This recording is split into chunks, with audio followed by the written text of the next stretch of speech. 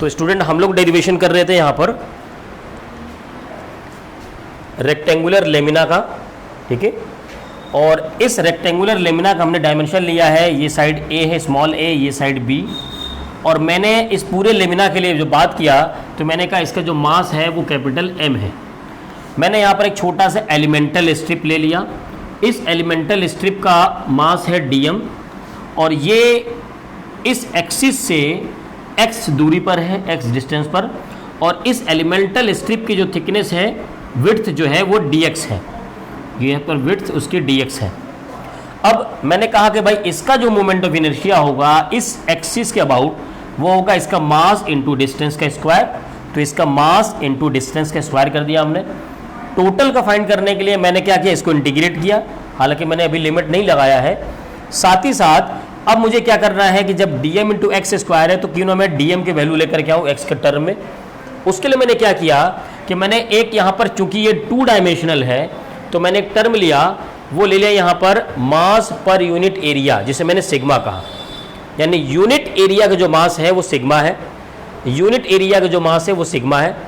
तो यहाँ पर से देखिए, अगर मैं कैपिटल M की वैल्यू निकालूं तो सिग्मा इंटू एरिया होगा, यानी मास की वैल्यू क्या निकल सकती है, sigma into area, sigma into area.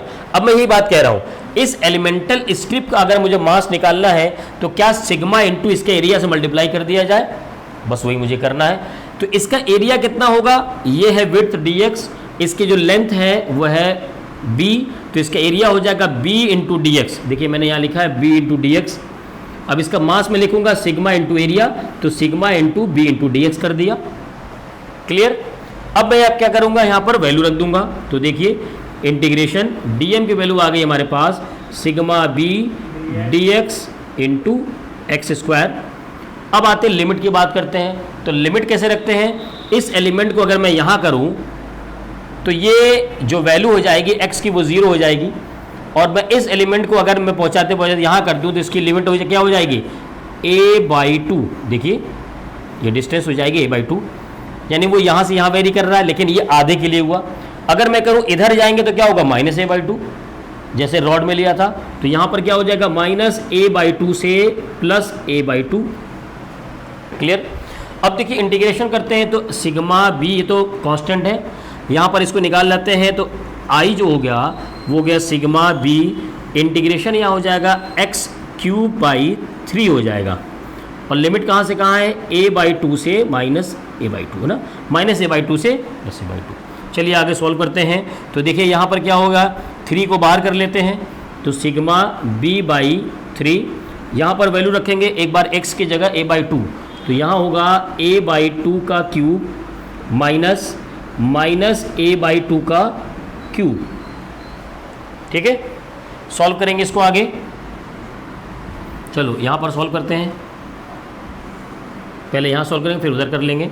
तो यहाँ पर देखिए i की वैल्यू आ रही है हमारे पास, यहाँ पर सिग्मा b/3 है ना, सिग्मा b/3 इंटू क्या आएगा, देखिए 2 के पावर क्यूब है तो 8 हो गया, यहाँ पर 2 पावर 8 हो गया, तो नीचे क्या करो 3 इंटू 8 कर दिया, और यहाँ पर a³ प्लस a³ बनेगा तो क्या हो जाएगा 2a³, तो यहाँ आ गया 2a³। अब क्या कर सकते हैं हम, सिग्मा की वैल्यू यहाँ पर रख सकते हैं। सिग्मा की वैल्यू क्या आती है, कैपिटल M/A इंटू बी। चलो यहाँ रख देते हैं कैपिटल M/AB इंटू क्या है 24 इंटू यहाँ पर b इंटू 2a²। देखिए 2 से 24 कैंसिल तो 12 बचा, यहाँ से a से कैंसिल तो स्क्वायर कैंसिल हो गया, b से b कैंसिल, क्या आ गया i = आ गया m, ऊपर बचा a/12, ma/12। क्लियर। अब देखो एक बात समझना यहाँ पर, अभी तो इस एक्सिस के अबाउट था, अच्छा ये एक्सिस किसको कट कर रहा था, ए को कट कर रहा, ए वाली साइड को। अगर कोई पूछे कि बताओ इस एक्सिस के अबाउट बताओ, तो डायरेक्ट लिखिए कैसे, ये एक्सिस किस साइड को कट कर रहा है, बी को कट कर रहा है। आप इस एक्सिस के अबाउट, इस एक्सिस के अबाउट लिखेंगे, वो होगा i = mb/12। अच्छा एक चीज़ और, 2a³ मैंने यहाँ क्यूब होना चाहिए ना, तो यहाँ स्क्वायर रहेगा, हाँ अब देखिए सही हुआ। ठीक है, चलिए नोट कर लीजिए इसको आप।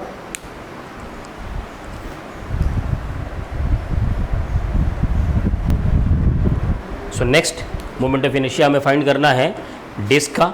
देखिए रिंग और डिस्क में क्या डिफरेंस होता है भाई। रिंग जो रिंग होता है वो समझिए चूड़ी जो पहनते हैं, है ना, और डिस्क होता है जो आप सीडी प्लेयर या डीवीडी यूज़ करते हैं, वो डिस्क होता है। तो अगर मैं डिस्क की बात करूं, जिस तरीके से ये प्लेन की बात कर रहा ना, तो वो कुछ इस तरीके से होगा। ये हो गया डिस्क, और ये पूरा एरिया है इसमें, समझ रहे हैं, ये इसमें पूरा एरिया है। और इस एक्सिस के अबाउट ये फाइंड करने के लिए कह रहा है, इस एक्सिस के अबाउट। और इसका मास हमने लिया है कैपिटल M और कैपिटल R। देखिए इसको कैसे सॉल्व करेंगे। हम क्या करेंगे, इसके सराउंडिंग में यहाँ पर एक छोटा सा एलिमेंट लेंगे, एक छोटा सा एलिमेंट। ये रहा, हमने एलिमेंट ले लिया। ये जो एलिमेंट है वो डिस्टेंस स्मॉल r पर है और इसकी थिकनेस है dr। मैं इसको ज़रा बाहर बना लेता हूँ आपको। ये रहा हमारा एलिमेंट, ये बन गया एलिमेंट। ठीक है, डिस्क पर हमने ले लिया। एलिमेंट कैसा बना, रिंग जैसा बन गया हमारा। ठीक है, और इसका जो यहाँ से रेडियस है वो r, सेंटर से r, और इसकी जो थिकनेस है वो है dr, और इसका जो मास है वो dm है। ठीक है, अब क्या करेंगे, पहले हम इसका मोमेंट ऑफ इनर्शिया लिख देंगे। सो moment of inertia of A elemental ring, ये क्या होगा, एलिमेंटल रिंग। अब यहाँ पर इसका मोमेंट ऑफ इनर्शिया हो जाएगा di is equal to dm, क्या होगा, radius r square, mr square आया था ना रिंग का formula, dm into r square. अब इंटीग्रेट कर देंगे तो टोटल आ जाएगा, लेकिन हमें dm की वैल्यू लेनी पड़ेगी ना। आ जाते हैं अपने वही, देखो ये 2 डायमेंशनल है तो इसमें भी क्या आएगा, सिग्मा आएगा। तो यहाँ पर क्या लिखेंगे, मास पर यूनिट एरिया, उसको हमने ले लिया सिग्मा, यानी सिग्मा इज इक्वल टू होगा m/a। क्या डिस्क का एरिया होता है पाई r स्क्वायर। अरे अगर कोई आप सर्किल बनाते हैं, इसका जो एरिया निकाला जाता है वो पूरा एरिया बीच में निकाला जाता है। ठीक है, तो डिस्क का एरिया कितना हो गया, पाई r स्क्वायर। एक तो बात ये हो गई, इसकी ज़रूरत बाद में पड़ेगी।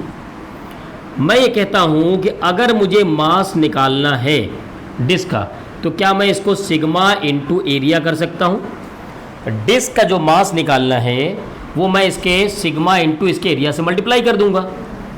अब अगर मुझे एलिमेंटल रिंग का मास निकालना है तो मैं क्या करूंगा, मास ऑफ एलिमेंटल रिंग, यानी वो होगा dm, तो सिग्मा इंटू इसका एरिया करना है। अब आप ये सोच रहे हो सर इसका एरिया कैसे होगा, पाई r स्क्वायर तो होगा नहीं, पाई r स्क्वायर नहीं होगा, ये एरिया है ही नहीं, एरिया तो खाली ये है, ये एरिया है। तो जब आप गले में पहना हुआ हार जब पहनते हैं तो वो सर्किल होता है, जब आप उसको ओपन कर देते हैं तो क्या हो जाता है, कुछ इस तरीके से हो जाएगा, एक स्ट्रिप लंबी सी, इसको यहाँ से ओपन कर दो, क्या ये लंबी सी स्ट्रिप हो जाएगी। क्या ये आपको विड्थ पता है वो dr है, अरे यही तो dr है। क्या ये लेंथ आपको पता है, r नहीं है, वो क्या है, अरे वो है 2 पाई r। देखो भाई, क्या इसकी जो ये पेरीमीटर है वो 2 पाई r है, तो लंबाई तो 2 पाई r हुई ना भाई। हार है, हार की जो पेरीमीटर होता है वो 2 पाई r होता है। आप उसको खोल के लंबा कर दीजिए तब भी तो 2 पाई r होगा वो, तो 2 पाई r इंटू dr क्या होगा उसका एरिया, तो एरिया होगा 2 पाई r इंटू dr। आयशा समझ में आया, आयशा? मैं आपको थोड़ा सा यहाँ बना के दिखा देता हूँ। चलिए देखो, ये रहा हमारा स्ट्रिप, इसको ओपन करोगे तो ठीक है, और इसकी जो लेंथ होगी वो होगी 2 पाई r, और ये जो डिस्टेंस है वो होगा dr, एरिया हो गया 2 पाई r इंटू dr। सुमित समझ में आ रहा है कि सर के ऊपर चला गया? फिर से समझिए। हाँ, पर रिंग का एक बात बताओ, तुम यहाँ खड़े हो पॉइंट ए पर, तुम यहाँ से चले चलते चलते चलते चलते चलते चलते चलते चलते चलते चलते तुम यहाँ आ गए, कितना डिस्टेंस का ट्रेवल किया? यहाँ से चले, यहाँ चलते चलते चलते चलते चलते यहाँ चले आए, कितना डिस्टेंस ट्रेवल किया? 2 पाई आर। इसी को खोल दो, लंबा कर दो, कितना चले? 2 पाई आर। यही तो मैं कह रहा हूँ, ये 2 पाई आर है, इसको खोल दीजिए, लंबा कर दीजिए, तो 2 पाई आर तो लंबाई होगी, तो 2 pi are into D are. अब समझ में आ गया होगा? तो यहाँ पर इस एलिमेंटल जो रिंग है इसका मास आ गया सिग्मा इंटू एरिया, यानी 2 pi are into D R. चलो यहाँ पर वैल्यू रख देते हैं, यहाँ पर वैल्यू हो जाएगी डी एम की value 2 pi R sigma into D R into R square. हाँ, अब लिमिट भी तो रख ले। लिमिट देखो, ये एलिमेंटल रिंग अगर सेंटर पे होता तो ये स्मॉल आर कितना होता? 0। और ये अगर दूर पहुंच गया सबसे आखिर में तो इसका रेडियस कितना है भाई? कैपिटल आर, यानी 0 से लेकर के आर। अब इसमें कांस्टेंट क्या क्या है? कांस्टेंट है 2 पाई सिग्मा। इंटीग्रेशन किसका करना पड़ेगा? आर और आर स्क्वायर, यानी R cube into D R. चलो इसका इंटीग्रेशन कर देते हैं, 2 पाई सिग्मा इंटीग्रेशन हो जाएगा आर पावर 4/4, 0 से कैपिटल आर। यहाँ पर वैल्यू देते हैं 2 पाई सिग्मा इंटू सिग्मा की वैल्यू कितनी है भाई? यहाँ से कैपिटल एम बाई ए, और एरिया कितना है? Pi R square. तो क्या मैं यहाँ लिख सकता हूँ capital M upon pi R square? हाँ, अभी आगे कैंसिल करते हैं, इसको भी तो लिख दें। आर की जगह क्या लिखेंगे? Capital R. तो यहाँ आ जाएगा आर पावर 4/4। अब देखिए कैंसिल करते हैं, पाई से पाई कैंसिल, 2 से 4 कैंसिल, 2 बचा।